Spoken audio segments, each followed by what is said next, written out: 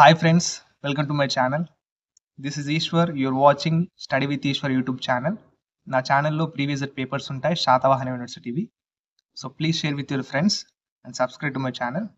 వీడియోకి వెళ్ళే ముందు please like the video and subscribe to my channel.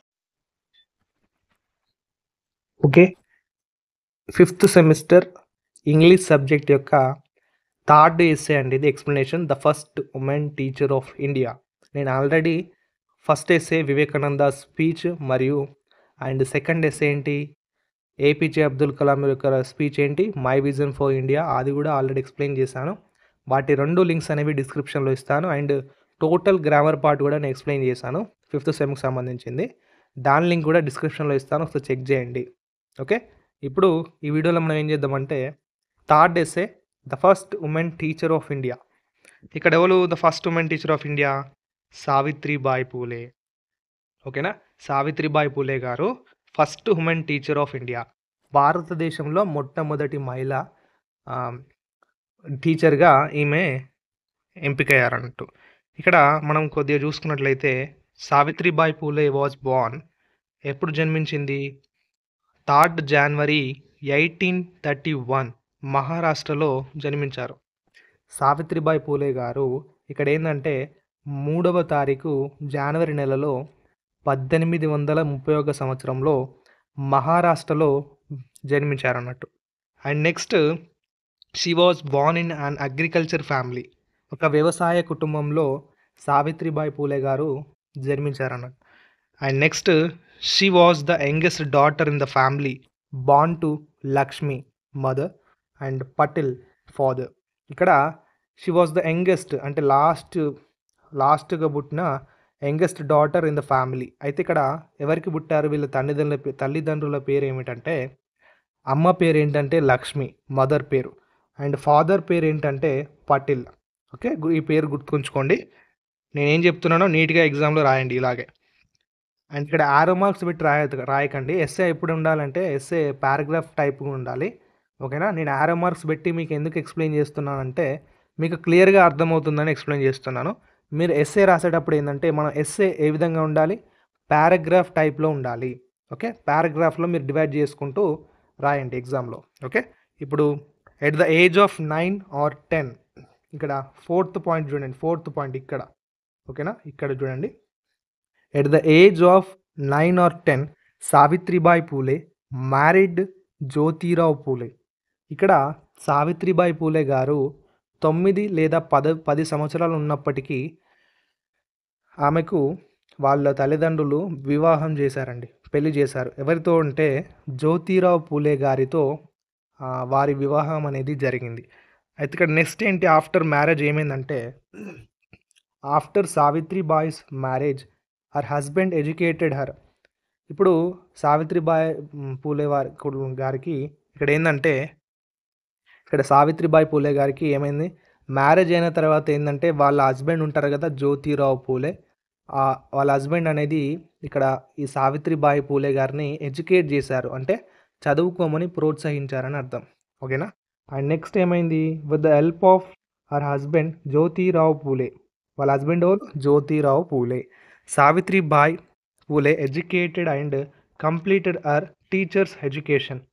ఈ జ్యోతిరావు పూలే గారి ప్రోత్సాహం వల్ల ఈ సావిత్రిబాయి పూలే గారు ఏంటంటే ఎడ్యుకేట్ అయ్యాడు, అంటే తన స్టడీ అనేది వాళ్ళ స్టడీ అనేది కంప్లీట్ చేసి టీచర్స్ ఎడ్యుకేషన్ కూడా కంప్లీట్ చేసి పట్టా అందుకున్నారు. ఎవరు? సావిత్రిబాయి పూలే గారు. ఇక్కడ నెక్స్ట్ ఏమైంది? Finally after completion of her education she became the first women teacher of India. Okay, completion వాళ్ళ సావిత్రి గారి ఎడ్యుకేషన్ అయిపోయిన తర్వాత భారతదేశంలోనే మొట్టమొదటి టీచర్గా ఆమె ఎంపికైంది అన్నట్టు. The first women teacher of India. ఓకేనా, the first women teacher of India. ఇక్కడ నెక్స్ట్ ఏంటంటే ఇక్కడ ఏం జరిగిందంటే ఆమె టీచర్ అయిన తర్వాత ఇక్కడ సావిత్రిబాయి పూలే ఫస్ట్ స్టార్టెడ్, ఇక్కడ ఒక్క సెకండ్ ఇక్కడ చూడండి. Savitribai Phule first started teaching to the girls in a school at Bhidewada in Pune. ఈ బీదవాడలో ఒక స్కూల్ ఉంటుంది.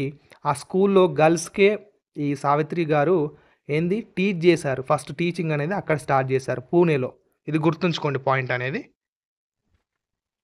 ఇప్పుడు నెక్స్ట్ ఇక్కడ by the end of 1851 Savitribai Phule established 3 schools in Pune and around 150 students joined those schools.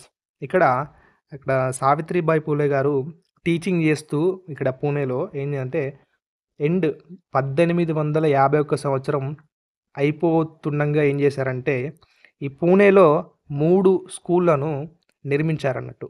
ఆ స్కూళ్ళను నిర్మించిన తర్వాత అందులో అడ్మిషన్ తీసుకున్నారు. ఎంత అంటే 150 మంది విద్యార్థులు అందులో జాయిన్ అయ్యారన్నట్టు.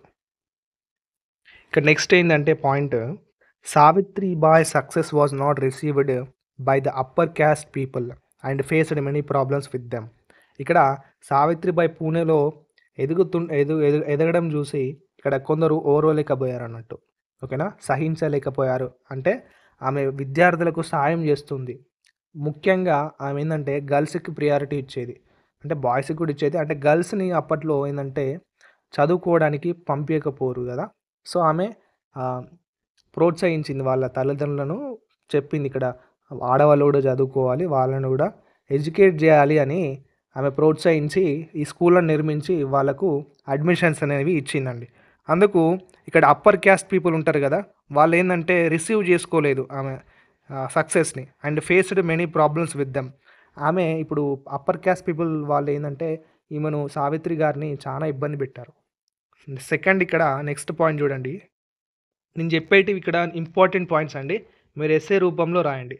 అండ్ ఇక్కడ సావిత్రిబాయి పూలే గురించి కొద్దిగా వివరంగా తెలుసుకున్నాం. అట్లా Savitribai Phule was a writer and poet. Savitribai Phule గారు ఏంటి, రైటర్ అండ్ పోయెట్ అన్నట్టు. ఓకేనా, అండ్ పోయెట్స్ కూడా ఆమె రాసేది. And next she published Kavya Phule 1854.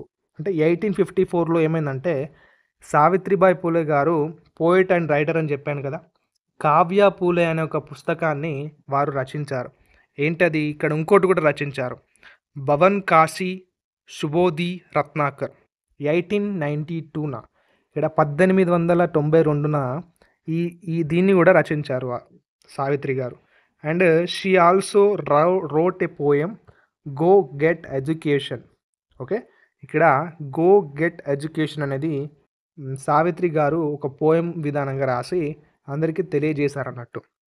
And next she also opened Mahila Seva Mandal in 1852 to raise the awareness of women's rights. ఇక్కడ సావిత్రి గారు ఏం చేశారంటే 1852 సంవత్సరంలో మహిళా సేవా మండల్ని ఓపెన్ చేశారన్నట్టు. ఎందుకు ఓపెన్ చేశారు అంటే ఇక్కడ ఉమెన్స్ రైట్స్ని, అదంటే అవేర్నెస్ తీసుకురావాలని, ఉమెన్స్ రైట్స్ తెలియజేయాలి ప్రతి ఒక్కరికి అని. అంటే మహిళ యొక్క హక్కు, ఓకేనా, దేశంలో ఉన్న మహిళ యొక్క హక్కుని తెలియజేయడానికి ఈ మహిళా సేవా మండల్ని నిర్మించారు సావిత్రి గారు 1852 సంవత్సరంలో.